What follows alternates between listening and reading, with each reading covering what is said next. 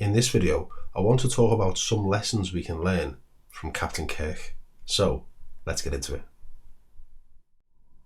Hello and welcome to Write Your Own Story. My name is James Taylor. I'm a counsellor, hypnotherapist and life coach. I'm also a hypnotherapy supervisor, a podcaster, a YouTuber and an author. So, let's get into this straight away. What life lessons can we learn from Captain Kirk? Well, when I was growing up, I used to love Star Trek on the television. I know they've got the new one now, and I think that's brilliant as well, but I really used to like the old Star Trek with William Shatner. So let's introduce some of the characters. So first of all, there's Captain Kirk. You've got Genesis, but you don't have me. Then there's the science officer Spock, who's very, very logical. Captain, I suggest the Vulcan mind probe. Then there's Dr. McCoy. McCoy here.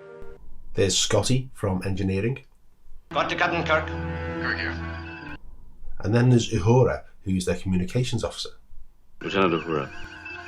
Now, Captain Kirk had a bit of an ego. He seemed to make it his mission, as well as being a captain of a starship, to go around and have sex with as many alien races as he could, and he was always on the away missions and this kind of stuff. But that's not the lesson I want to talk about. The lesson I want to talk about is Captain Kirk stayed being the captain. And if he wanted something doing, he wouldn't get involved in it himself. He would delegate. He would share the load.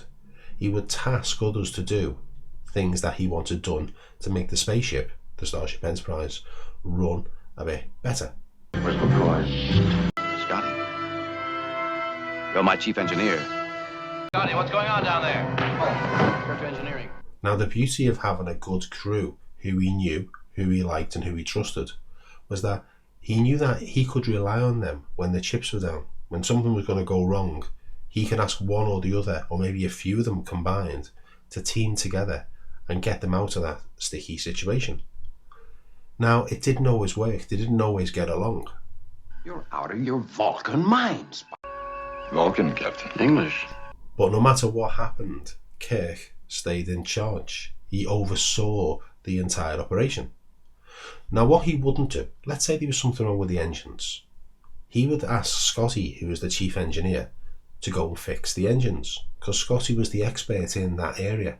What Kirk wouldn't do is leave the control of the ship with no captain, go down to engineering, pick up a few spanners and a hammer and try and figure out what's going on. He wouldn't do that.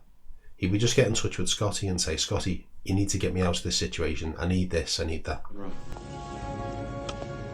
Well done, Scotty. Now, Kirk's ego sometimes ran away with him. So it was good that he had a science officer, Spock, and the science officer was very logical, didn't work off emotion. So Spock was quite useful when Kirk's ego was running away with him. And to make sure that everyone was operating in a healthy way, you had Dr. McCoy, or Bones, as he was called. Tragedy, Doctor. Jim. Now, you may not have a Spock, or a Scotty, or a Uhura, or even a Bones in your life, and maybe you don't need them. But I would recommend delegating things out to make your life a little bit easier. So let's pick a few examples. Let's say your car needed fixing. Well, by all means, you could go to college, or you could get a manual, or you can go on YouTube and you could learn all about how to fix cars. But probably, it's just easier to take it to the garage, pass the car to the mechanic who knows what they're doing, and pass the car back to you and it's fixed. Because that means that you can get on with what you need to get on with, and then your time isn't wasted by learning how to fix cars. Now, I'll tell you a true story since we're talking about cars.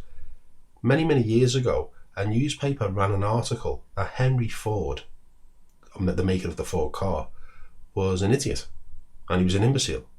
And Henry Ford really took exception to this. So he sued the newspaper because he said, I'm not an imbecile at all. And the case went to court. Now, what happened was the barrister in the court, who were acting on behalf of the newspaper, were trying to prove to the court that Henry Ford was an imbecile by asking all innocuous questions that no one would really have the answer to. And Henry Ford was batting this off, saying, well, I don't need to know that, and I don't need to know this, and that doesn't apply to me. I've got no reason to gain that knowledge. And in the end, he became so frustrated, he said, look, this is how it is. all those questions you're asking me have no relevance on my life. He said, I only focus on what's relevant in my business. And even then, I don't need to know how to do everything in my business. But I have a team of people around me who do know the things that are needed to know to make the business run clearly. And he expanded on his answer. And what he explained was that in his office, he had a series of buttons, and each button was linked to a bell in someone else's office who worked for Henry Ford. So if a problem came up, all he had to know was which button do I press to send an alarm or a bell to the person who knows the answer, to get them to come to me and tell me what the answer is, and then we can all go about our day. Well, he won the case, which was great, because the newspaper was a little bit out of line with some of the accusations about him. So Henry Ford had a team of people who he could delegate out to, just letting it go again. He didn't need to know how every nut and bolt needed to be fitted to a car to make it work. So a question for you might be, are you doing something where really you could let go of that so someone else could deal with it? Would that be beneficial? Would that free your time up so you can really be doing the things that you really want to do, as opposed to doing some of the things that you don't want to do? What do you think?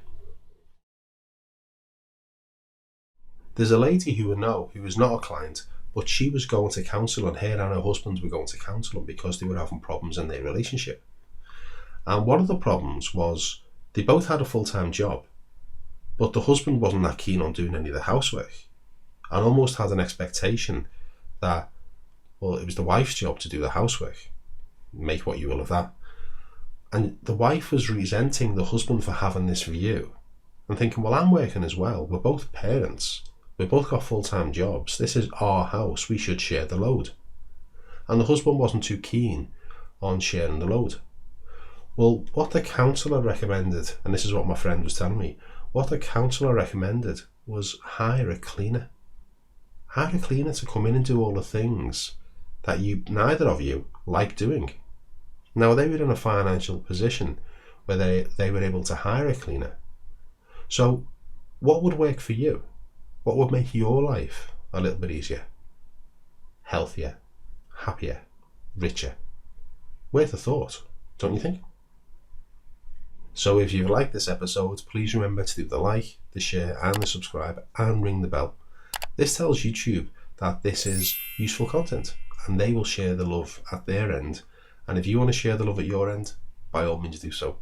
So I'll see you on the next episode. So this is James from Write Your Own Story. Bye bye.